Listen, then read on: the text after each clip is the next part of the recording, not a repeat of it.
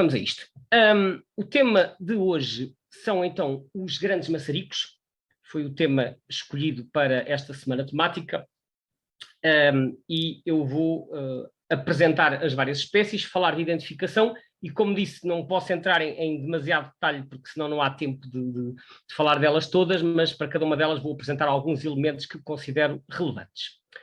Então, começamos por definir o que é um maçarico, porque um maçarico é um termo que é usado às vezes para definir aves, mas é um termo um bocadinho ambíguo, um bocadinho indefinido, porque há uma data de aves que nem são muito parecidas entre si, que são chamadas maçaricos. Então eu resolvi ir procurar no dicionário, para começar, o que é que o dicionário diz, e fui aqui a um dos meus dicionários online preferidos, que é o dicionário da Primeira, e que apresenta esta seguinte definição. Maçarico, em português, até diz que a origem do termo é duvidosa, portanto ninguém sabe muito bem de onde é que veio. Então, um primeiro significado é um aparelho com um tubo pelo qual sai uma chama, portanto aqueles aparelhos, um pequeno lança-chamas que serve para soldar, ou para derreter algo, obviamente não é disto que tem a ver.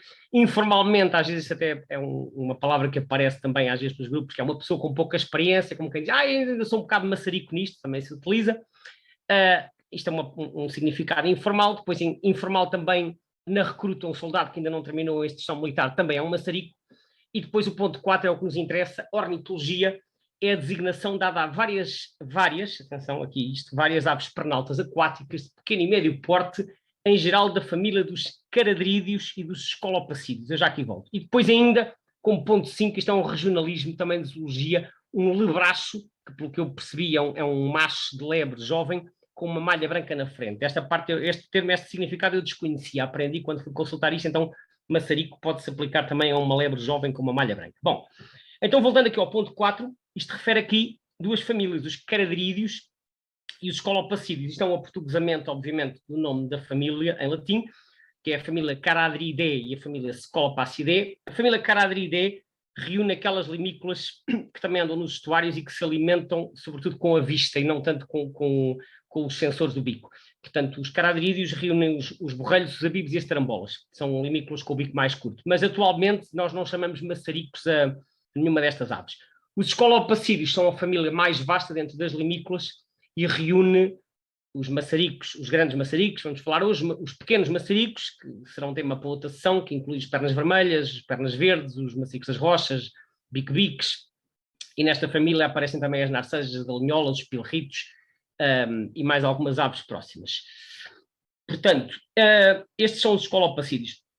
Só para vos dar a ideia de até que ponto o termo maçarico é ambíguo, quando eu comecei a ver aves, havia um outro nome que corria, que agora já não se usa, que era maçarico preto, que era o nome para a Plegades falcineles, que atualmente chamamos a ibis preta, que é o nome mais correto, porque essa ave nem sequer está relacionada com o grupo das limícolas. Portanto, só para salientar aqui a ambiguidade que este termo maçarico pode ter. Bom, nós agora vamos focar-nos no grupo dos grandes maçaricos, que são os maçaricos de maiores dimensões. Eu pus aqui a imagem do cartaz que o José Frade fez para divulgar esta semana temática. Portanto, que esta é a semana dos grandes maçaricos. As nossas semanas temáticas começam à segunda-feira e terminam ao domingo. Portanto, esta semana temática termina amanhã. E neste cartaz nós vemos aqui 4 espécies. No canto superior esquerdo temos o maçarico de bico direito, que é o nome científico Limosa limosa. À direita, o fuzelo, que é o Limosa lapónica. Depois, embaixo, do lado esquerdo, o maçarico real, que é o Numenius arquata. E à direita, o maçarico galego, que é o Numenius feopes. Como podem ver, temos duas aves do género Limosa, que são as que têm o bico assim mais a direito, e duas aves do género Numenius, que são as que têm o bico curvado para baixo. Estas duas aves da esquerda, portanto, o Limosa limosa e o Numenius arquata, são aves que nidificam nas zonas temperadas, portanto, em latitudes mais ou menos da Europa Central. As duas aves da direita são aves que nidificam no Ártico e, portanto, são migradores de longa distância, de maior distância do que os dois da esquerda. Já vamos detalhar cada uma destas espécies. Começamos a falar, como sempre, primeiro da parte da identificação e vamos então ver primeiro a identificação das duas aves que estavam em cima, que são as duas aves do género Limosa. As imagens são do Guia Collins, da primeira edição, do Guia Collins. Portanto, isto é uma fotografia da estampa que está no Guia Collins. Temos aqui em cima o maçarico de bico direito, que aparece aqui com o nome milherango, e embaixo o fuzelo. Temos aqui diversas plumagens, sendo que aquela que nos interessa mais, que é aquela que nós vemos mais vezes no nosso país, é a segunda, o bicho que está curvado para baixo, que é o adulto em plumagem invernal.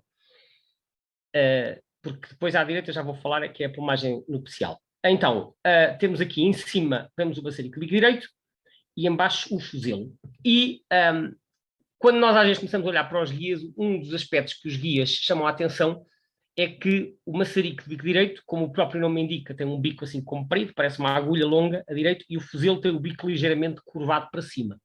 Mas a primeira curva do fuzelo é muito ténue, nem sempre é fácil de ver. E segundo, o maçarico de bico direito, ele próprio, como podem ver, tem o bico ligeiramente curvado para cima. E eu, durante uma data de anos, cada vez que olhava para estes bichos, punha-me sempre a tentar olhar para o bico e a tentar avaliar se aquilo era curvado ou se não era curvado, para perceber se era o maçarico de bico direito ou se era o fuzelo.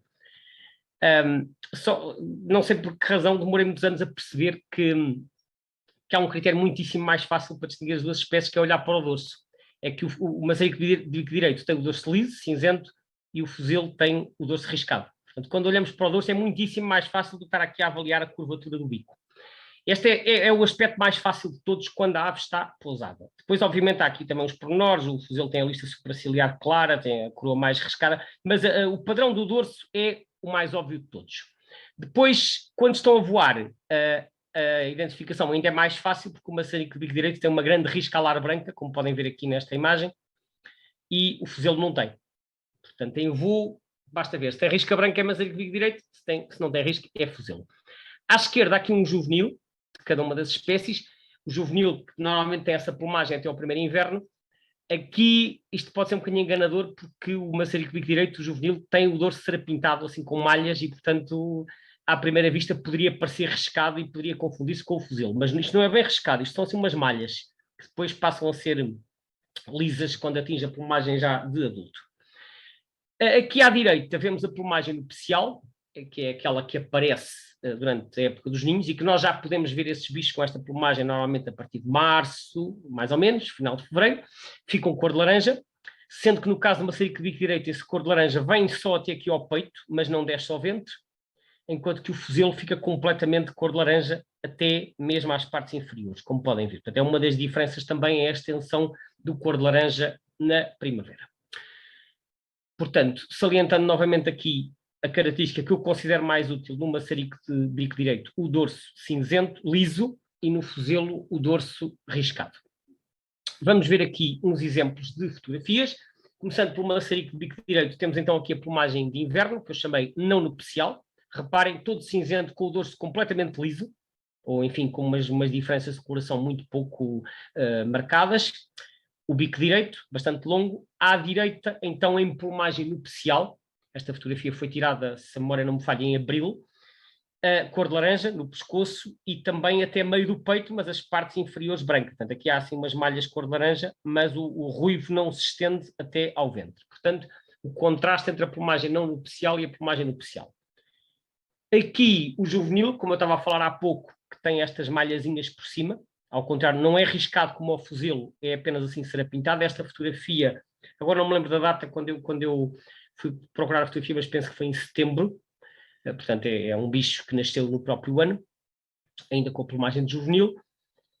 Agora, o fuzelo, temos aqui então à direita o indivíduo em plumagem de inverno, cá está o bico levemente curvado para cima, a lista supraciliar bastante evidente e a característica mais óbvia, o padrão riscado do dorso. Portanto, em todas as plumagens tem sempre um padrão muito menos uniforme que o maçarico de bico direito. À direita, em plumagem nupcial, cá está com o tom ruivo a estender-se por aqui abaixo até ao ventre. Só tem assim um bocadinho de branco das infracaudais, mas de resto não termina a meio do peito como acontecia no maçarico de bico direito. Uma outra característica do fuzelo é que tem as patas mais curtas que o maçarico de bico direito, e isso nota-se depois quando estão a voar, que no caso do maçarico de bico direito as patas projetam para além da cauda e no caso do fuzelo não. Aqui uma foto muito engraçada que eu encontrei, tirada por Francisco Pires no estuário do Douro, em que vemos lado a lado, no inverno, um maçarico de bico direito e um fuzelo. O maçarico de bico direito é ligeiramente maior, tem o bico mais longo que o fuzelo, e cá está, mais uma vez, o dorso liso, ou praticamente liso, assim, cinzento acastanhado, e o fuzelo com o dorso riscado. O fuzelo é ligeiramente menor que o maçarico de bico direito, e além disso tem as patas mais curtas, portanto, também acaba por parecer um bocadinho mais baixo. Aqui se calhar não se aprecia bem a curvatura do bico porque ele está cheio de lama, mas achei interessante a comparação de ter as duas aves lado a lado. Portanto, uma foto muito útil para efeitos de identificação. Aqui em voo, duas fotos, à esquerda o maçarico de bico direito, à direita o fuzelo. Reparem como o maçarico de bico direito tem a tal riscalar branca, de que eu falei, muitíssimo evidente. Neste caso até já tem aqui um bocadinho de cor de laranja, portanto possivelmente já estará em muda prenupcial. À direita o fuzelo, não tem qualquer riscalar, tem o bico ligeiramente curvado. Reparem naquele pormenor que eu falei, as patas mal passam para além da cauda, porque são muito mais curtas no fuzelo, enquanto que no maçarico de bico direito as patas projetam de forma ainda muito nítida. E depois há aqui um outro aspecto que também é curioso nestas fotos, que é, reparem no padrão da cauda. O maçarico de bico direito tem uma barra preta, muito evidente, enquanto que, ou uma banda terminal, chamemos-lhe assim, enquanto que o fuzelo tem uma série de barras fininhas. E isto está, é esta a razão do nome inglês destas espécies. Eles são os dois Godwits, e o da esquerda, que é o Limosa limosa, chama-se Black-tailed Godwit, portanto é o Godwit de cauda preta, e este é o Bar-tailed Godwit, que será o Godwit de cauda barrada. Portanto, o nome em inglês faz referência ao padrão da cauda numa e noutra espécie. E às vezes ter estes pormenores presentes ajuda-nos inclusivamente a entender os nomes. Ou, visto ao contrário, conhecendo os nomes, neste caso em inglês, ajuda-nos a reter determinados pormenores das plumagens da ave. Passamos agora à identificação das outras duas espécies, que são os numénios, portanto o maçarico real e o maçarico galego, que estão aqui, também nesta estampa retirada do Bia Collins. Estes não têm uma plumagem nupcial cor de laranja, portanto a cor é igual durante todo o ano.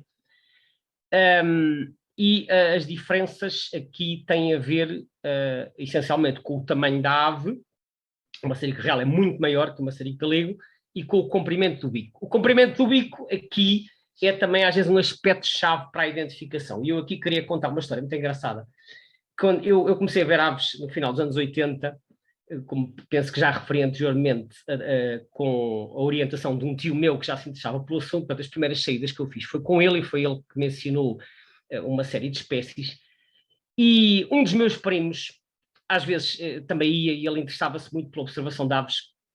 Agora não tenho falado com ele, penso que ele já não se dedica muito a isto, mas na altura ele gostava muito de ver, e ele gostava muito de desenhar as aves. E as pessoas que gostam de desenhar as aves normalmente estão muito atentas aos pormenores todos. E eu lembro-me numa ocasião que eu estava com ele, estávamos a observar estes maçaricos, e eu estava sempre ali, um bocado como falei há bocado com o fuzelo e com o maçarico de bico direito, a tentar avaliar a curvatura. Eu estava sempre nestes bichos aqui a tentar avaliar o comprimento do bico para ver, é longo, não é longo. E o meu primo uma vez disse uma expressão muito engraçada, que eu ainda hoje me lembro cada vez que vejo estes bichos, e que me ajuda imenso a distinguir entre uma e outra espécie. E o que ele disse foi, e isto eu interpreto que ele estava realmente muito atento aos pormenores, talvez para desenhar os bichos.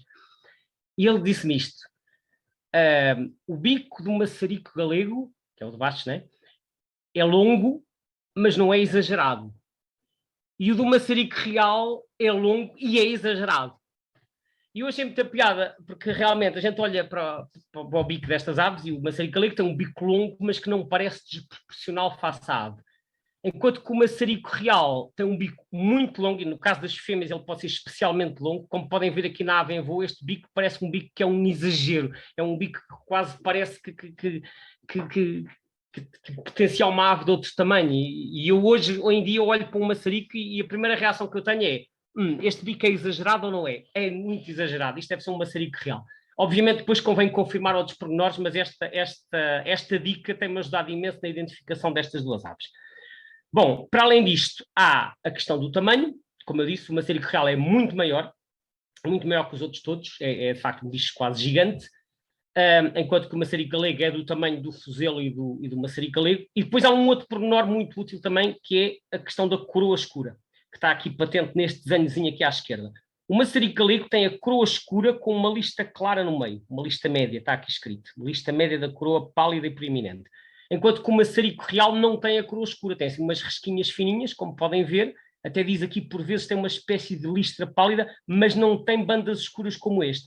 É claro que isto às vezes só se vê a uma distância razoavelmente próxima, mas é um pormenor que é perfeitamente distintivo para identificar o maçarico galego. Portanto, resumindo, maior tamanho do maçarico real, é o primeiro critério, bico exageradamente longo, este foi o tal aspecto que eu retive, e depois este padrão da coroa no maçarico galego. Depois ainda há a questão das vocalizações que eu já vou falar a seguir. Aqui, exemplos então de duas fotos. À esquerda um maçarico real, como podem ver cá está o tal bico exageradamente longo, né?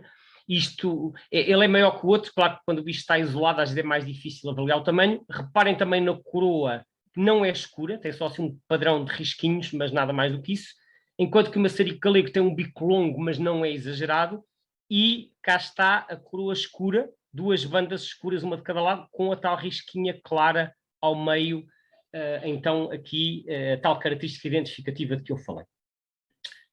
Aqui uma foto muito engraçada que eu encontrei do Luís Silva, tirada, penso, agora não retive o local, não me lembro se foi no Mondego ou se foi na Ria de Aveiro, mas em que vemos lado a lado um maçarico galego e alguns maçaricos reais. E aqui podemos apreciar bem a diferença de tamanho. Portanto, o maçarico galego que é este, que é do tamanho dos fuzelos, mas aqui parece um anãozinho ao pé dos maçaricos reais, que realmente são quase o dobro do tamanho. Como podem ver, o maçarico galego mais pequeno, com o bico mais curto, coroa escura, cá está ela, sempre aqui a coroa escura com a tal lista clara no meio, que se vê aqui, e depois em cima os maçaricos reais com o seu bico, o tal bico que é longo e exagerado. Reparem bem a desproporção do bico face ao tamanho da cabeça. Se nós contarmos, enfim, um bocadinho ao olho, isto varia um bocado, mas quase que se diria que o maçarico galego tem o bico 2 vezes o tamanho da cabeça e este tem o bico 3 vezes o tamanho da cabeça. Isto é assim, uma medida aproximada, dependerá entre machos e fêmeas, dependerá dos indivíduos, mas isto dá-nos uma boa indicação, ou pelo menos dá-nos pistas sobre que espécie é que poderá ser. Claro que isto depois com experiência também acabamos por aprender a distinguir. Agora, há aqui um pormenor muito engraçado acerca do maçarico real que tem a ver com o som. O maçarico real, em inglês, chama-se Eurasian Curlew. Curlew. E em francês tem um nome parecido, que é Courlis, som de ré. Som de ré é cinzento. Portanto, em inglês é Curlew e em francês é Courlis.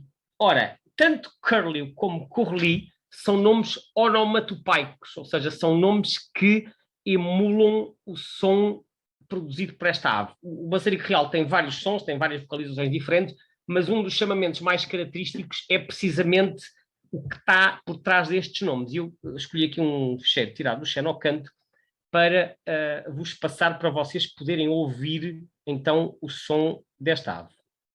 Vou passar. Curlew, Curlew.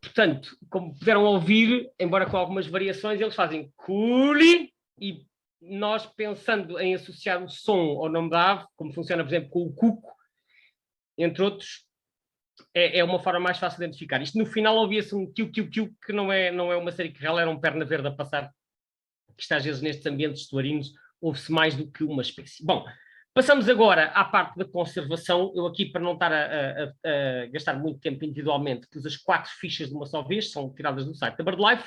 Vemos então as 4 fichas com o estatuto de conservação destas espécies e vemos que há 3, que é o maçarico bico direito, o fuzelo e o maçarico real, que estão com NT, ou seja, Near Threatened, que significa quase ameaçados. Isto a nível mundial.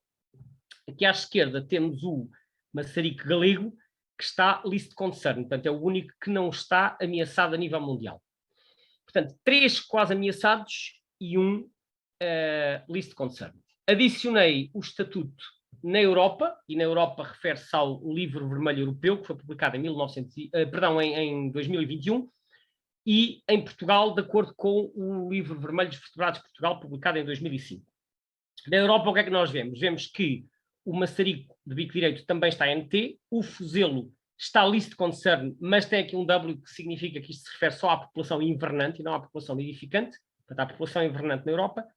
O maçarico galego também está list concern, portanto, pouco preocupante, e o maçarico real quase ameaçado. Em Portugal, temos a situação oposta. Ou seja, os três que a nível mundial estão quase ameaçados, que é o maçarico de bico direito, o fuzelo e o maçarico real, em Portugal estão list concern, portanto, pouco preocupantes, e em contrapartida, o maçarico galego, que é o único que lá fora não está ameaçado, em Portugal está vulnerável. É o único que tem estatuto de ameaça. Esses estatutos referem-se, como eu disse, ao livro vermelho que foi publicado em 2005. O novo livro vermelho deverá ser publicado em breve, não sei ainda quando é que irá sair. Eu não tive participação nesse projeto e, portanto, não sei quais são os estatutos que vão ser atribuídos, mas, obviamente, tenho curiosidade de ver se estes estatutos vão ser revistos ou não. Portanto, vamos aguardar. Enquanto o novo livro vermelho não sair, para já são estes os estatutos que estão em vigor. Eu já voltarei mais à frente a esta questão do vulnerável no maçarico galego. Agora, para vos dar uma ideia das populações invernantes no nosso país, eu fui buscar aqui este quadro. Isto é bastante antigo, isto foi publicado na revista AIVA em 1994, numa altura em que uma equipa do ICN fazia contagens de aves aquáticas nas principais zonas úmidas nacionais, sempre no mês de janeiro, que é o mês em que as populações atingem os seus máximos. Eu penso que estas contagens continuam a ser feitas, só que elas desde 1997 deixaram de ser publicadas e, portanto, hoje em dia é muito difícil obter estes dados. Portanto, estes dados são um bocado antigos, mas dá uma ideia das populações invernantes. Eu marquei aqui as 4 espécies que nos interessam, que é para vocês terem uma noção das populações invernantes. Começamos pela primeira linha, que é o Numenius arquata, que é o maçarico real, e vemos aqui os mais expressivos: 263 indivíduos na Ria de Aveiro, 771 no estuário do Tejo, 1515 no estuário do Sado e 810 na Ria de Faro. Ria de Faro é a Ria Formosa.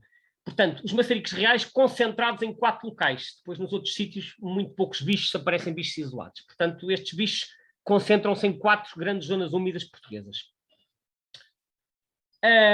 O maçarico galego, muito poucas aves, apenas 115, quase todas na Ria Formosa. O maçarico de bico direito, temos 40 mil bichos, dos quais 33 mil no estuário do Tejo e 2.900 no estuário do Sado. Mas é preciso dizer que isto já são bichos em passagem, que a passagem destas aves começa muito cedo, porque a população que efetivamente passa cá ao inverno é bastante menor. E finalmente os fuzelos, 4.200, dos quais mais de metade na Ria de Faro, e os restantes também estuário do Sado, estuário do Tejo e Ria de Aveiro. Portanto, como podem ver, no caso dos maçaricos de bico direito também houve aqui um quantitativo importante no Sapal de Castro Maria. Mas estas 4 espécies concentradas em 4 ou 5 zonas úmidas relevantes do país, e tem muito pouca expressão noutras zonas úmidas. Ao contrário das limícolas mais pequenas, que aparecem muito em locais de menor dimensão, estes grandes maçaricos, fora destas zonas principais, não aparecem nestas quantidades. Mas estes locais são realmente muito importantes para estas espécies, como podem ver, por exemplo, 1.500 maçaricos reais no estuário do Sado, ou 33 mil maçaricos direitos no estuário do Tejo. Estes números variam um bocado de uns anos para os outros, portanto, no ano seguinte estes números podem passar para o dobro ou para metade, porque há muitas flutuações interanuais, dependendo do estado do tempo, dependendo da produtividade nas zonas de reprodução. Eu pus apenas isto aqui como um exemplo, mas que dá uma ideia da ordem de grandeza. Agora, vamos falar um bocadinho da distribuição, começando pelo Limosa Limosa, que é o maçarico de bico direito. Temos aqui um mapa de distribuição pela Europa. Como eu disse, eles nidificam principalmente em zonas temperadas, embora também vão um bocadinho aos países nórdicos, mas a principal zona de distribuição está aqui nesta linha, mais ou menos aqui entre os 50 e os 60 graus de latitude. Tem alguma população ainda no Reino Unido, mas é sobretudo na Europa Central e do Leste, portanto, Países Baixos, que aliás é um país extremamente importante para esta espécie, depois Alemanha, Dinamarca, países nórdicos, Islândia, Polónia e depois seguindo para leste. A zona que está a verde claro é a zona de passagem e depois invernada na Irlanda, portanto, Ilhas Britânicas, França, Mediterrâneo e depois muitos a invernar na África tropical. Ora, em relação aos maçaricos de bico direito, é importante referir, e é importante até para o que se vai seguir, que há 2 subespécies na Europa. Há o Limosa Limosa Limosa, que é a subespécie nominal, e há a Limosa Limosa islândica, que, como o nome indica, é a subespécie que nidifica na Islândia. Estas 2 subespécies, embora apareçam ambas cá, têm comportamentos muito, muito distintos. Então, o Limosa Limosa islândica, além de nidificar na Islândia, nidifica nas Ilhas Faroé, que fica aqui mais ou menos um bocadinho por baixo do retângulo azul, nas Ilhas Shetland nas Ilhas Lofoten, que é um arquipélago aqui na Noruega, e talvez haja aqui mais alguma população na Noruega ou na Irlanda, mas, portanto, grosso modo, o islândico é aqui uma subespécie muito próxima das zonas atlânticas. O limosa é o que apanha o resto desta área. Depois, na Ásia, há mais uma ou duas subespécies que agora não vêm ao caso. Ora, estas duas subespécies têm padrões de migração e habitat muito diferentes. Sendo que os da subespécie nominal, que é a tal que nidifica na Holanda e mais a leste, vêm a invernar no Mediterrâneo e principalmente na África tropical e no Médio Oriente e depois mais para a Ásia até ao noroeste da Índia. Portanto, vão muito para baixo, são migradores de longa distância, alguns invernam no Mediterrâneo, alguns até invernam cá, muitos vão para a África tropical. Os islândicas não, os islândicas vão para as Ilhas Britânicas, vão para a costa oeste de França e para a Península Ibérica, e principalmente também para Portugal. Portanto, esta é então a diferença entre as duas subespécies. Ora, relativamente aos maçaricos de bico direito, eu também fui buscar aqui uns gráficos para mostrar como isto varia ao longo do ano. Porquê? Porque os que nidificam na Holanda, que são os limosa, eles vão invernar na África tropical e passam para cima muito cedo, principalmente em fevereiro, é agora que eles estão a passar. E então eu escolhi aqui dois gráficos tirados do eBird, um para o conjunto dos distritos de Lisboa, Santarém e Setúbal, que são os que apanham o estuário do Tejo, e outro para o distrito de Coimbra. E este gráfico refere-se à contagem média das listas que estão no eBird. E reparem que em ambos os casos, tanto aqui no Tejo como no Mondego, o pico é em fevereiro, embora os valores sejam mais altos no Tejo. Portanto, cai muito em abril, os valores são muito baixos em abril até setembro, depois começa a subir um bocado, que já são as populações invernantes, mas o pico dá-se em fevereiro, quando passam... Aqui são sobretudo os islândicos que cá estão. E depois há uma enorme passagem da subespécie nominal em fevereiro. No Mondego a mesma coisa, cai para valores baixos durante a época de reprodução, depois começa a subir no outono, com a chegada dos invernantes, mas depois há aqui um pico em fevereiro e março. Portanto, há uma mistura de bichos invernantes com bichos que estão em passagem. Agora, isto leva-nos a uma questão muito importante, que é a questão do novo aeroporto que está planeado para o Montijo. Há coisa de 2 anos apareceram aí várias notícias referentes a uma petição que estava a ser feita em defesa de ave holandesa por causa do aeroporto do Montijo. E a notícia apareceu em não sei quantos jornais, eu pus aqui um excerto de uma tirada do Expresso, mas isto foi repetido em vários sítios, e que diz assim: a petição da Associação para a Defesa de Aves da Holanda, em parceria com a organização não-governamental BirdLife Europe, já reuniu 26 mil assinaturas. A Associação para a Defesa das Aves da Holanda avançou com uma petição em defesa do maçarico do bico direito, uma ave símbolo daquele país e que estará em risco por causa da construção do aeroporto do Montijo. Bom, isto levanta aqui várias questões. A primeira das quais é porquê esta preocupação com o maçarico de bico direito em concreto, se o estuário do Tejo é tão rico, tem tantas aves, tantas espécies. E eu agora já vos vou explicar porquê. Mas, para já, sublinhei aqui esta frase, porque esta frase é relevante para aquilo que eu vou dizer a seguir. Portanto, segundo a petição, o maçarico de bico direito está em risco por causa da construção do aeroporto do Montijo. Isto é a tese. E depois não vou estar a ler isto tudo, mas basicamente esta associação pretende travar a construção do aeroporto do Montijo por causa dos maçaricos de bico direito. Bom, que aliás diz aqui, visa proteger as centenas de milhares de aves, em particular o maçarico de bico direito. Portanto, continua a ser dado um grande enfoque nesta ave. Para entendermos isto, é a primeira coisa que é preciso perceber. O maçarico de bico direito é a ave nacional da Holanda. Portanto, foi escolhida há uns anos como ave nacional, portanto, é quase como se fosse um símbolo do país e, portanto, é preciso fazer tudo para proteger esta ave. Só que a questão vai muito mais longe do que isto, como já vão ver. E relativamente a isso, eu gostava de apresentar aqui um mapa para explicar a situação do aeroporto de Lisboa, para nós percebermos o que é que está aqui em causa. O aeroporto atual, o da Portela, fica aqui neste sítio. Isto é o estuário do Tejo, como podem ver, está aqui o mapa, portanto, a parte sul, aqui Barreiro, Montijo, Alcochete. A parte que está verde escuro é a zona classificada como reserva natural. O aeroporto, o futuro aeroporto, que ainda não está decidido, se avançar, fica aqui nesta penínsulazinha aqui ao pé do Samoco, pus aqui cor de laranja, Este é o local que está em cima da mesa para fazer o aeroporto. O outro local de que se fala, um dos outros locais, porque neste momento há uma discussão de 5 ou 6 locais possíveis, é no Campo de Tiro de Alcochete, que não fica em Alcochete, apesar de chamar assim, que é este aqui. Depois fala-se noutros locais, já se falou na Ota, já se falou em Santarém, já se falou em Beja, já se falou em mais 3 ou 4, já nem sei de cor. Alverca. Bom, eu para não haver ambiguidades, é assim, quase toda a gente tem opinião sobre o aeroporto, eu também tenho a minha.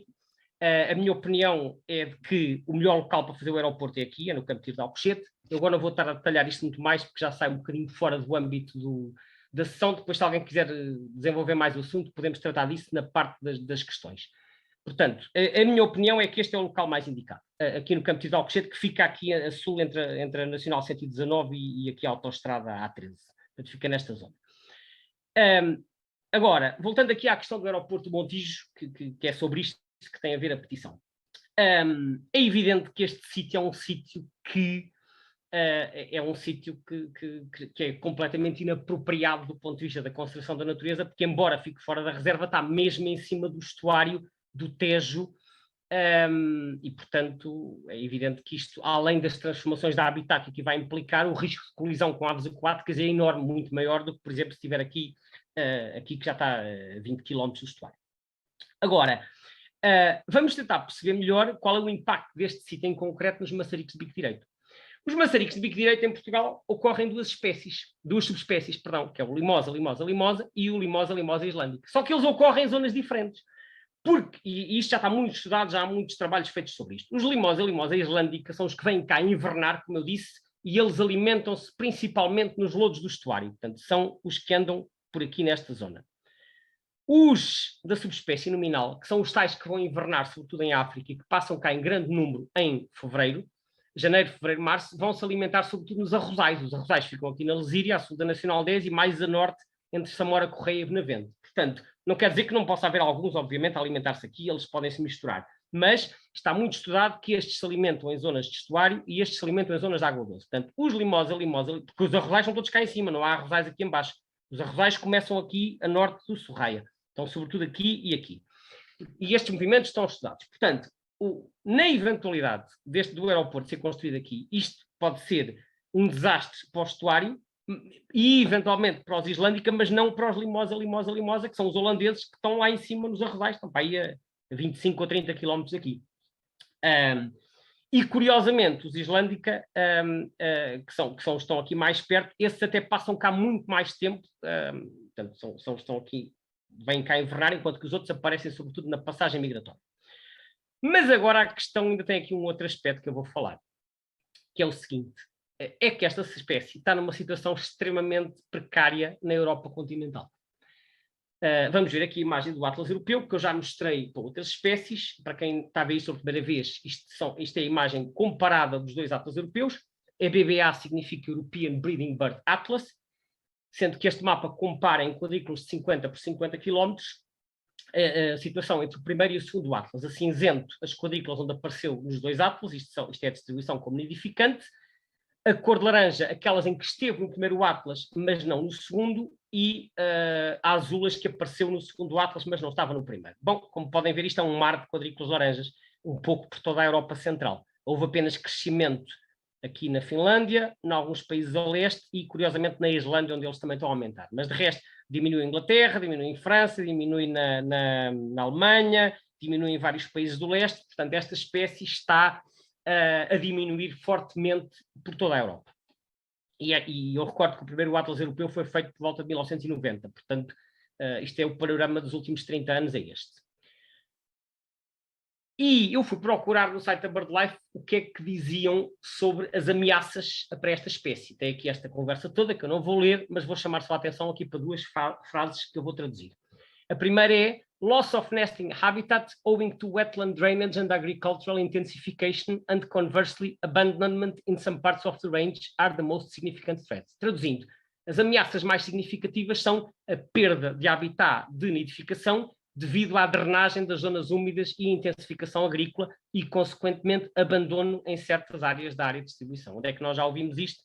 Isto acontece, infelizmente, com muitas espécies de áreas agrícolas. E depois, no caso concreto da Holanda, diz o seguinte, increasing populations of predators to possibly unnatural levels is a significant cause of egg and chick mortality in the Netherlands, exacerbated by intensive farming, reducing available cover for the species. Traduzindo, o aumento das populações de predadores para níveis possivelmente não naturais é uma causa significativa da morte de ovos e crias na Holanda, exacerbada pela agricultura intensiva, reduzindo a cobertura, portanto, as áreas de refúgio para esta espécie. Portanto, há fatores que estão a contribuir para uma menor produtividade nas áreas de reprodução e isso faz aparecer aquelas quadrículas laranjas todas que vocês viram ali.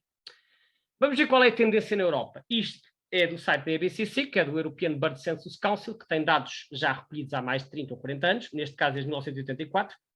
Como podem ver, na primeira década até parece ter aumentado um bocadinho, embora aqui os dados da primeira década sejam ainda pouco sólidos, mas de 1990 para cá isto foi sempre a cair.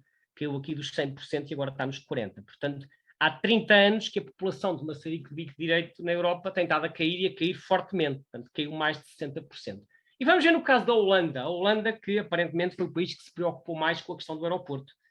A Holanda também tem dados para as aves nidificantes e desde 1990 isto também caiu aqui dos 120 para os 40. Portanto, a situação na Holanda está longe de ser famosa. E eu vi isto e pensei, então vocês não estão a conseguir segurar os maçaricos de bico direito e agora a culpa é do aeroporto. Está certo. Vou tentar perceber melhor o que é que está a passar na Holanda. Estes são dados da Solvon, que é uma plataforma que tem dados sobre as aves nidificantes. Então, fui procurar e encontrei esta notícia de 2021, de um jornal chamado Dutch News, e que diz assim, Black-tailed Godwit, que é o maçarico de bico direito, in decline, portanto a diminuir, apesar de 400 milhões de subsídios nos últimos 20 anos. Portanto, eles já sabiam que o maçarico de bico direito estava a diminuir, entregaram 400 milhões de subsídios e mesmo assim não travaram a diminuição da espécie. Tem aqui uma notícia que diz décadas de planos de conservação e milhões de euros em subsídios não conseguiram travar o declínio do maçarico de bico direito. E houve aqui uma frase que me deixou, sinceramente, peço desculpa, que me deixou de boca aberta, que é este penúltimo parágrafo. Os auditores disseram que o Ministério da Agricultura não estava a monitorizar como é que os 400 milhões entregues nos últimos 20 anos pelo Estado, pelas províncias e pela União Europeia tinham sido gastos. Eu pensei, isto não é possível. Entregam 400 milhões para conservar um maçarico de direito, ninguém verifica como é que esses 400 milhões são gastos. Aparentemente não foram gastos aquilo que deviam, porque a população continua a diminuir a olhos vistos. Infelizmente, parece que é isso que se passa, é o que está aqui escrito. Eu sei que há casos em Portugal que já têm sido falados em que a situação não é muito diferente. Aparentemente não é só em Portugal que estas coisas acontecem. A agricultura realmente é uma atividade que tem um impacto enorme na conservação da natureza e, pelos vistos, não é só com subsídios que as coisas vão lá. Encontrei um outro gráfico bastante curioso, num outro artigo, que também mostra aqui, compara portanto, o tal declínio que vem desde 1990, isto é o número de casais, tínhamos 90 mil casais em 1990 e agora está apenas nos 30 mil. Em 2000 eles começam a injetar dinheiro, reparem, isto é os milhões que foram injetados, continuam a injetar por aqui acima e, no entanto, isto continua a diminuir por aqui abaixo. Portanto, aparentemente, pelo que eu consegui perceber, porque depois estas coisas são mais complexas e é preciso conhecê-las mais a fundo, os agricultores poderiam optar por diferentes tipos de medidas para, enfim, para proteger a espécie, e pelo que eu percebi, a medida que tem sido mais escolhida é apenas proteger as ninhadas, ou seja, não deixar que as ninhadas morram. Mas isto só resolve parte do problema porque a parte principal seria continuar a permitir que houvesse prados encharcados para as espécies nidificarem. Se as zonas são todas drenadas, eles deixam de ter habitat, e se não têm habitat, acabou, não vale a pena estar a salvar ninhadas se o habitat for destruído. Portanto, aparentemente a situação é muito complexa. E eu, infelizmente, vi isto tudo e pensei, bem, então, resumindo, vocês andam há 30 anos a tentar conservar a espécie, não estão a ter sucesso nenhum, nem injetando 400 milhões ao longo de não sei quantos anos. E agora já estão a dizer que não façam o aeroporto porque senão, ai. Ou seja, que é tipo, se fizerem o aeroporto, a culpa é vossa. Não, meus amigos, não pode ser assim. Primeiro, tem que cuidar da vossa casa e tem que conseguir fazer aquilo que tem que fazer para conservar a espécie. Não podem dizer que a culpa é nossa, aliás, o aeroporto ainda nem sequer existe. e as aves da Islândia, que são as que vêm invernar ao estuário do Tejo, até estão a ter um desempenho positivo. Portanto, deixou-me um bocadinho revoltado esta história de já se estar a querer culpar o aeroporto por um declínio que afinal tinha que ser resolvido em casa. Infelizmente, isto não é só com esta espécie e não é só na Holanda, como já vão ver a seguir com outro exemplo depois que eu vou dar. Vamos continuar, vamos falar um pouco do fuzelo. O fuzelo não há tantos dados sobre a nidificação na Europa porque o fuzelo nidifica em latitudes muito elevadas, como podem ver aqui neste mapa de distribuição mundial. O fuzelo nidifica praticamente só acima do Círculo Polar, portanto aqui no extremo norte da Escandinávia, na Península de Kola, depois aqui em diferentes zonas da Rússia Europeia, da Sibéria, mas cá para cima mesmo na Península de Taimyr, e depois aqui até na extremidade ocidental do Alasca.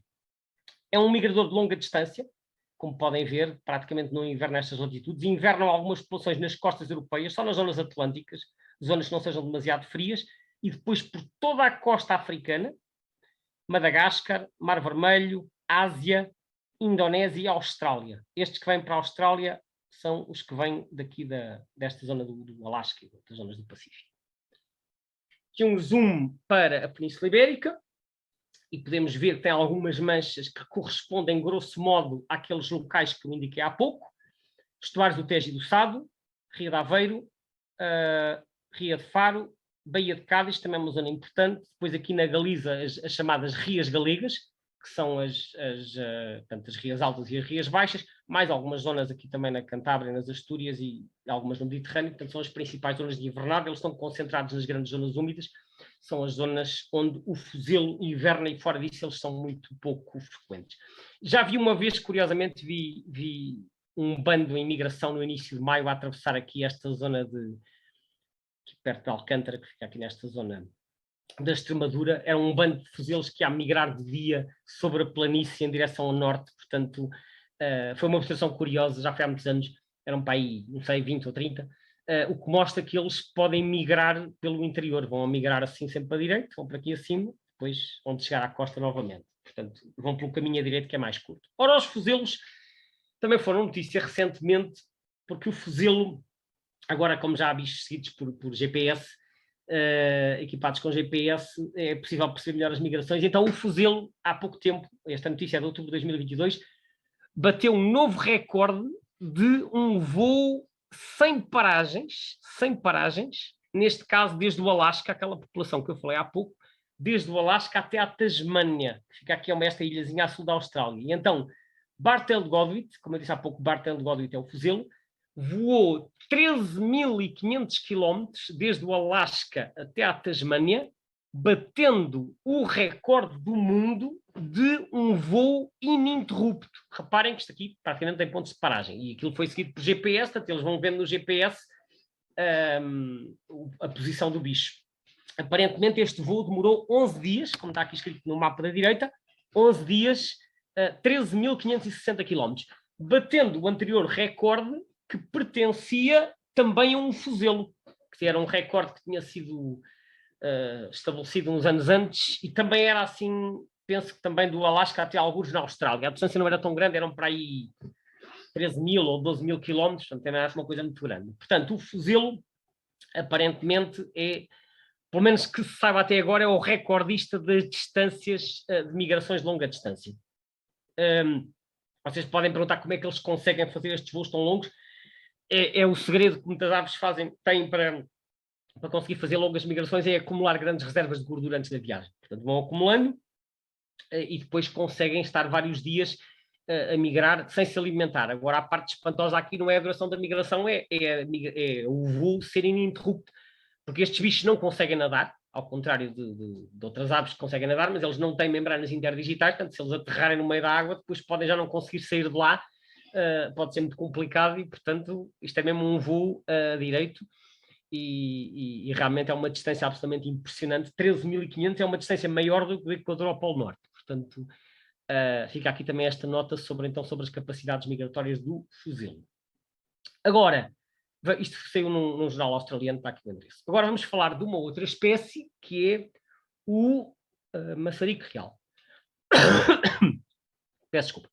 O maçarico real, que é, então, a maior ave destes 4 grandes maçaricos que nós vimos, está aqui a distribuição. O maçarico real, tal como o maçarico de bico direito, distribui-se por latitudes não muito elevadas, embora vá até lá acima, mas é sobretudo por latitudes temperadas, aqui desde a Irlanda até ao extremo oriente, portanto, aqui mais ou menos à extremidade leste da China, penso eu. Isto também deve ser Rússia, quase aqui até à Península Coreana, e portanto apanha também uma grande parte da Europa e, como podem ver, invernam pelas zonas costeiras da Europa, Mediterrâneo, África, Médio Oriente, Ásia, até à Indonésia, até também aqui à Coreia e à Indochina. Fazemos para a Europa, e aqui na Europa o que é que nós vemos? Portanto, amarelo é as zonas de reprodução, que são muitas no interior do continente, que eles identificam em zonas de interior, mas, como acontece com muitas outras aves aquáticas, eles vêm invernar para a costa, entre outras razões, porque no interior depois também rapidamente fica tudo congelado e impróprio para a alimentação. As zonas de verde claro são as zonas de passagem. Portanto, invernam nas costas europeias da Dinamarca para baixo, aparecem também no Reino Unido, na Irlanda e nos Países Baixos estão aqui como residentes. Em Portugal são invernantes, têm uma distribuição costeira, como podem ver, e no resto do Mediterrâneo também. Ora, o maçarico real é mais uma espécie em situação complicada, talvez não tão grave como o maçarico de bico direito, mas a queda desde 1980 caiu dos 100% até aqui aos 60 e poucos. Portanto, como podem ver, esta linha também tem vindo por aqui abaixo. Mas, em alguns países, a situação é bastante pior que noutros. E um dos casos mais dramáticos é aquilo que se passa na Irlanda. E então eu ponho aqui o mapa de comparação do Atlas das Ilhas Britânicas. Ilhas Britânicas, porque o Atlas foi feito em conjunto para a Inglaterra e para o Reino Unido e para a Irlanda. Então, cor-de-rosa é onde esteve presente nos 2 Atlas, setinha vermelha para cima é onde apareceu no último Atlas, no terceiro, porque isto está a comparar o primeiro com o terceiro, e setinhas pretas é onde diminuiu. Portanto, podemos ver que na Escócia, no norte da Inglaterra e no país de Gales eles serão presentes em ambos os Atlas. Houve aqui alguns ganhos aqui no centro-leste da Inglaterra, mas houve muitas diminuições na parte ocidental da Escócia, na parte oeste da Inglaterra, sobretudo aqui em Devon e Cornualha, e também aqui nesta zona oeste do país de Gales, mas a situação pior de todas é na Irlanda. Reparem que na Irlanda isto levou, como se costuma dizer, uma grande talhada. E já restam poucas quadrículas cor-de-rosa, porque está quase tudo com setinhas pretas. Portanto, na Irlanda o declínio foi dramático. Eu, quando vi este mapa, fui à procura de mais informação e realmente encontrei aqui uma notícia publicada no Bird Guides e que diz que a Irlanda está a reforçar, a fazer tudo o que pode para salvar os seus maçaricos reais, que é o curlew, da extinção. E quando nós vemos aqui o segundo parágrafo, vemos a dimensão desta queda. Foi 96% de queda desde 1990. Portanto, tem 150 casais, quando há 30 anos tinham 5.500 casais. Portanto, o declínio foi uma coisa avassaladora e há uma organização que prevê que a espécie possa desaparecer completamente do país no prazo de 10 anos. As razões são as do costume, há alterações das práticas agrícolas, não estão a conseguir travar a perda desta espécie, porque esta é mais uma espécie que nidifica em prados e pastagens e, portanto, é uma espécie que não está a ser conseguido, tal como acontece com os maçaricos de bico direito na Holanda, é com os maçaricos reais na Irlanda, e isto deixa-me um bocadinho espantado, porque estamos a falar de países desenvolvidos, a países onde se monitoriza a avifauna e a biodiversidade, mas sobretudo a avifauna e as populações de aves aquáticas há várias décadas, portanto, isto não é algo que esteja a acontecer sem ninguém dar conta, como aconteceu cá com o cartaz nortenho que eu falei outro dia. Não, isto aqui está perfeitamente monitorizado, as causas estão identificadas, até há subsídios, como viram no caso da Holanda, agora criaram também um projeto de conservação para salvar os maçaricos reais, está a acontecer à vista de toda a gente e das organizações e aparentemente ninguém consegue travar isto. Portanto, e pelos vistos acontece em países que estão bastante à nossa frente em matéria de conservação. Portanto, isto é algo também que nos deve levar a refletir um bocadinho sobre o que é que se pode fazer para conseguir compatibilizar as coisas, nomeadamente a conservação da natureza e o desenvolvimento.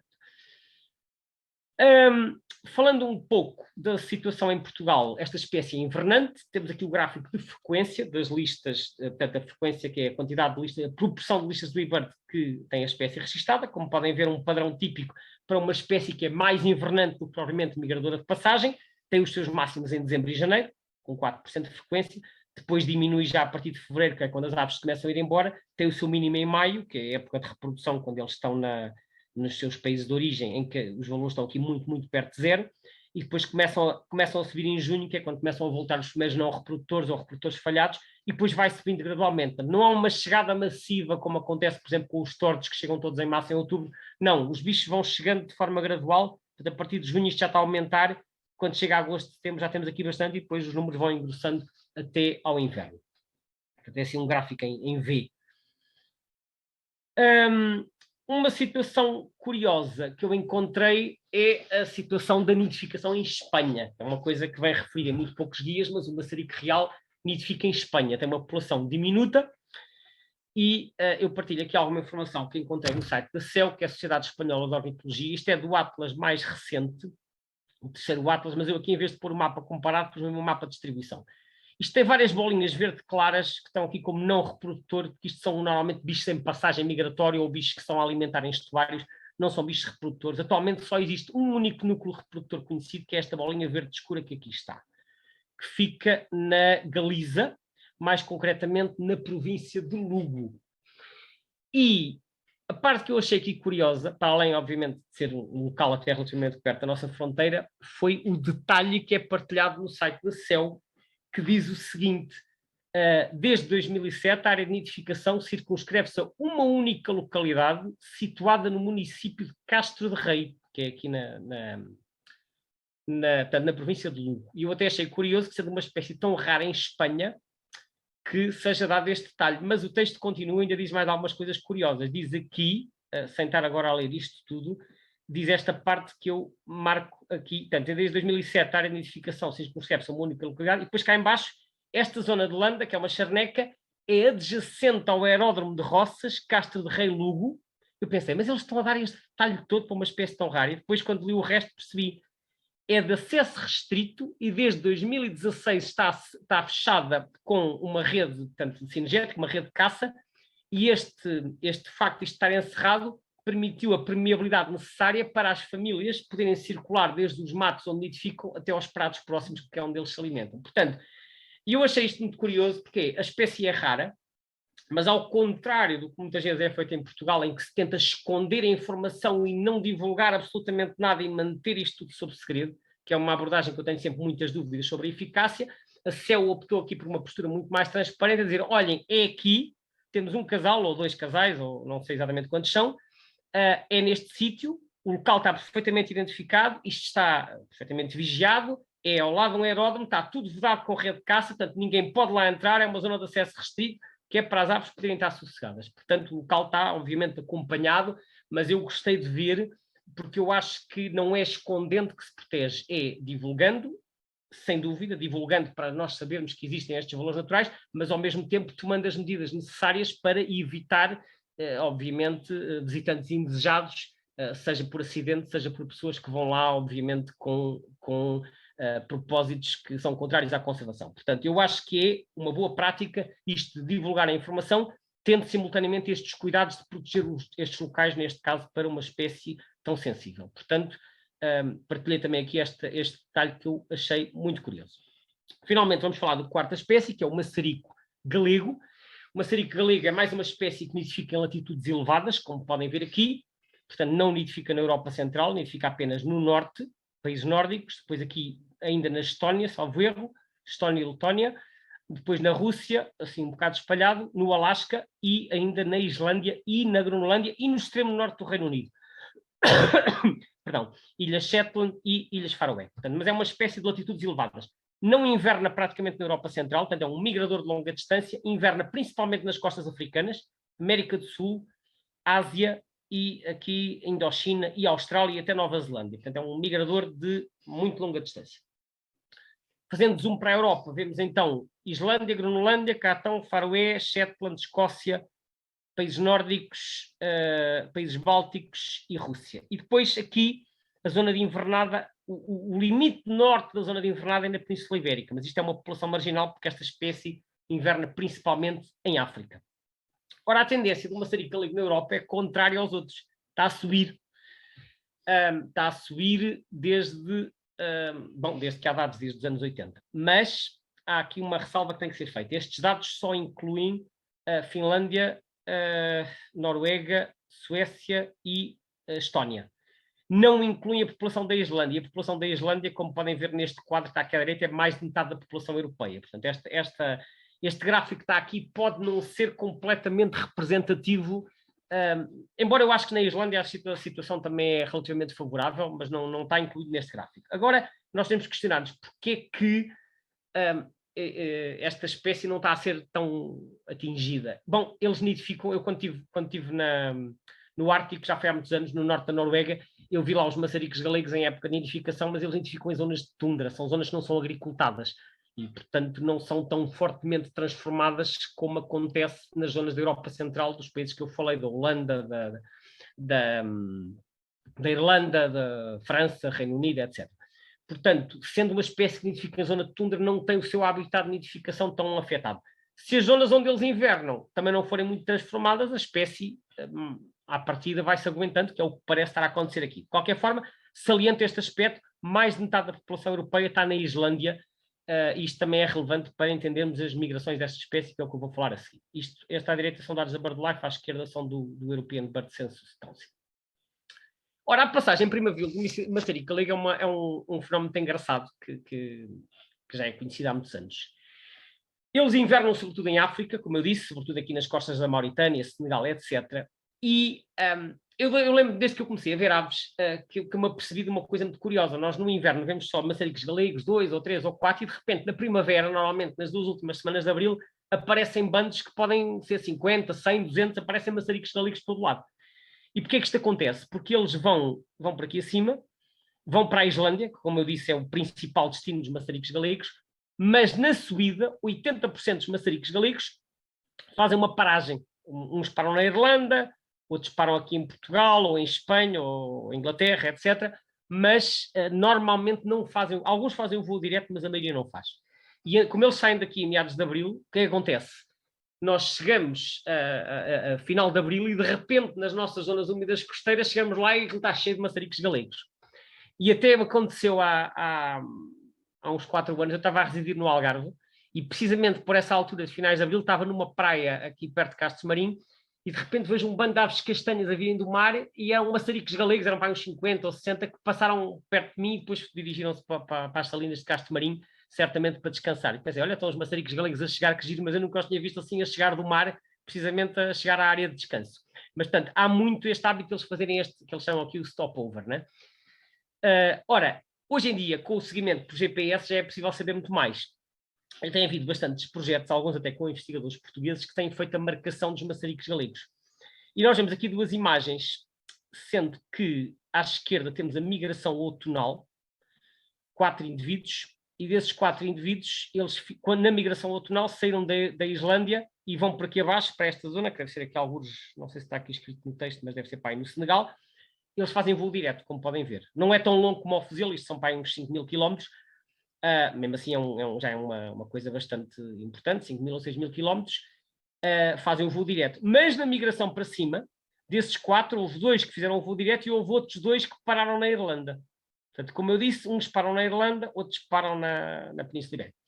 E depois também tem aqui a velocidade da que eles andavam. Portanto, o vermelho é mais rápido, isto é metros por segundo, portanto, para ter quilómetros por hora temos que multiplicar por 3,6, portanto, 20 metros por segundo será 70 km por hora, 10 metros por segundo será 36.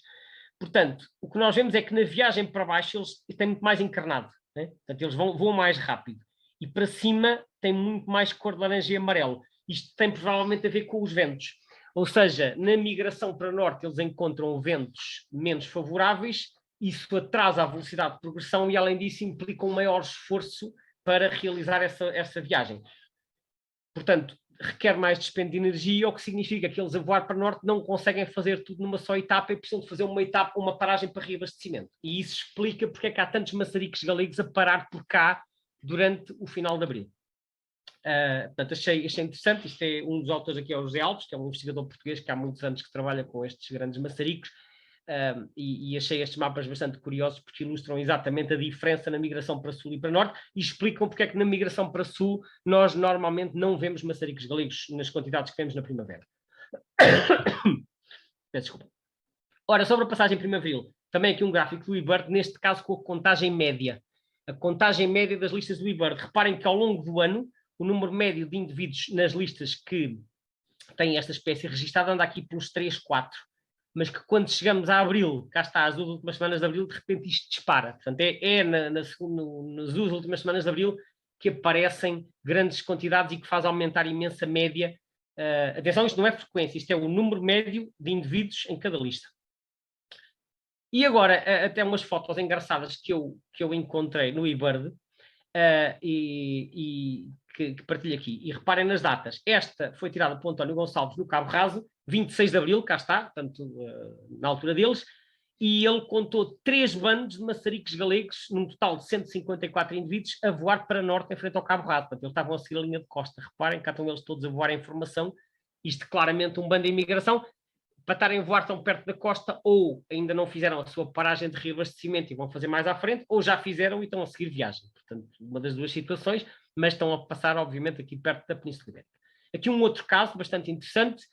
Muitos maçaricos galegos pousados num estuário, que nem é o ambiente habitual desta espécie, porque eles normalmente aparecem cá mais na Costa Rochosa, mas isto é uma paragem para reabastecimento. Foi pelo Guilherme Reitor na Ria de Alvor, 15 de abril, cá está, mais uma vez, meados de abril.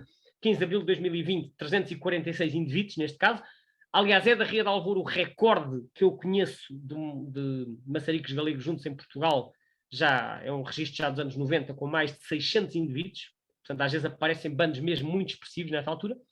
E depois uma fotografia que eu também achei muito curiosa, esta tirada pelo José Gomes na Póvoa de Varzim, num campo de golfe.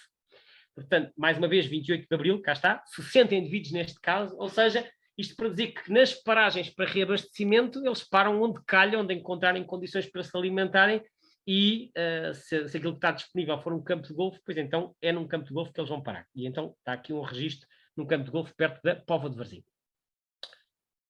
Aqui uma nota sobre, como eu referi há pouco, em Portugal é o único que tem estatuto de ameaça, é o maçarico galego, está como vulnerável, está aqui em cima, este quadradinho vermelho. A fundamentação para isto estar vulnerável é que é uma espécie com uma população muito reduzida, admitindo-se que seja inferior a 250 indivíduos maturos. Eu tenho algumas dúvidas sobre se faz muito sentido estar a atribuir este tipo de estatutos a populações marginais invernantes, porque esta espécie inverna essencialmente em África. Isto é uma pequena população marginal que inverna aqui. Não sei se é significativa do ponto de vista da conservação. Era um bocado como dizermos que as andorinhas das chaminés invernam em África, mas há meia dúzia delas que ficam por cá no inverno e que então a população invernante está em perigo. Acho que não tem muita lógica, e sobretudo quando nós descemos muito ao nível regional, portanto, quando nós diminuímos muito a área geográfica, obviamente que as populações consideradas são sempre cada vez menores e, portanto, ao nível local há muitas espécies que estão em perigo, não porque elas não sejam abundantes, mas porque a área que estamos a considerar é muito pequena. Portanto, enfim, tenho aqui algumas dúvidas, não sei o que é que vai ser o novo livro vermelho, mas não quis deixar de partilhar aqui qual é a razão que é dada para o maçarico galego ter este estatuto em Portugal. Tem a ver apenas com ser uma população invernante muito pequena. Para terminar, queria-vos falar do quinto maçarico, porque além destes 4, ainda há mais um. E é com isto que eu vou terminar a apresentação. O quinto maçarico é este. Este maçarico, do qual praticamente não há fotos, há umas fotos antigas, algumas com má qualidade, e que se chama maçarico de bico fino, com o nome científico Numenius tenuirrostris. Este maçarico foi a ave que serviu de inspiração a um podcast que tem sido feito pela Alba Villarroia já desde há 2 anos esta parte, um podcast muito interessante sobre aves, no qual também já tive o prazer de participar, um podcast sobre aves que se chama A Viagem do Maçarico. Ora, o maçarico bico fino é uma espécie que já foi registada em Portugal, mas que ninguém sabe se ainda existe. Nós tínhamos um registro do século XIX de uma ave que foi capturada, se a memória não me falha, no Ribatejo, não tenho a certeza do ano, há muito poucos dados. Essa ave estava preservada no Museu da Faculdade de Ciências de Lisboa, na Escola Politécnica. Era o único exemplar que se conhecia de Portugal. Infelizmente, como alguns de vocês saberão, o museu ardeu em 1978, houve um incêndio que destruiu completamente o museu, e isso significou que se perderam as coleções todas que lá havia de aves, incluindo o exemplar que lá estava do maçarico bico fino. Ele parece vagamente com o maçarico galego, também tem um bico não muito longo e curvo, embora ligeiramente mais fino, como o nome indica, não tem a coroa escura, ao contrário do maçarico galego, portanto tem uma coroa que faz lembrar o maçarico real, e depois tem estas pintas por baixo assim um bocadinho em forma de coração, que é uma das características desta espécie. Ora, o maçarico de bico fino tem o estatuto de conservação global criticamente em perigo, que é a terceira categoria mais grave e é a última antes de passar ao estatuto de extinto. Portanto, está criticamente em perigo, é o estatuto global. O estatuto na Europa é criticamente em perigo, entre parênteses, possivelmente extinto, portanto, CR e depois entre parênteses PE, e em Portugal não tem. Portanto, o livro vermelho nem sequer faz referência a esta espécie. Reparem aqui em baixo, population size, portanto, a população mundial está estimada entre 1 e 49 indivíduos. Portanto, se houver, há menos de 50. Porquê é que não há certezas? Porque ninguém sabe muito bem onde é que esta espécie nidifica e onde é que ela inverna. Eu fui buscar aqui o mapa ao site da BirdLife e temos aqui uma bolinha acima do Cazaquistão, aqui alguns na Rússia, que é a zona onde historicamente havia dados deles se reproduzirem. E depois temos aqui a zona de invernada, que no passado terá abrangido Marrocos, ainda há fotografias dos anos 80 ou 90 aqui em Marrocos, também haveria registros aqui talvez da Tunísia, Egito, Iraque, mas ninguém sabe muito bem. Portanto, aqui onde está esta oval vermelha é a zona historicamente de reprodução. Já foram feitas visitas, prospeções ao local para tentar encontrar a espécie, sem qualquer sucesso. Portanto, eu penso que já não há registros há alguns anos. Mas isto também são territórios vastíssimos, portanto, não é completamente impossível que haja uma população noutro sítio qualquer e que inverne num sítio onde também não vai ninguém. Portanto, recordo que há também uma espécie de ibis, que é a ibis calva, que até há pouco tempo só se conhecia em Marrocos, e que depois, ao fim de alguns anos, foi descoberta uma nova colónia na Síria, salvo erro, e outra na Turquia. Estou a falar de memória, mas portanto, às vezes são descobertas coisas que ninguém está à espera em sítios muito pouco visitados. Isto às vezes são zonas de baixa densidade populacional e, portanto, não é impossível, mas até agora as notícias não têm sido muito animadoras. Portanto, não se tem a certeza se este maçarico de bico fino está extinto ou não. Sabe-se que no passado eram muito mais regulares, portanto, no século XIX, pelo que se sabe, ocorriam regularmente em Portugal. E pronto, com isto chegamos ao fim. Peço desculpa que hoje demorei um bocadito mais. Realmente havia aqui muita informação para passar. Espero que, apesar de tudo, tenham gostado. E, obviamente, como sempre, fico à disposição para quaisquer questões que queiram colocar. Muito obrigado.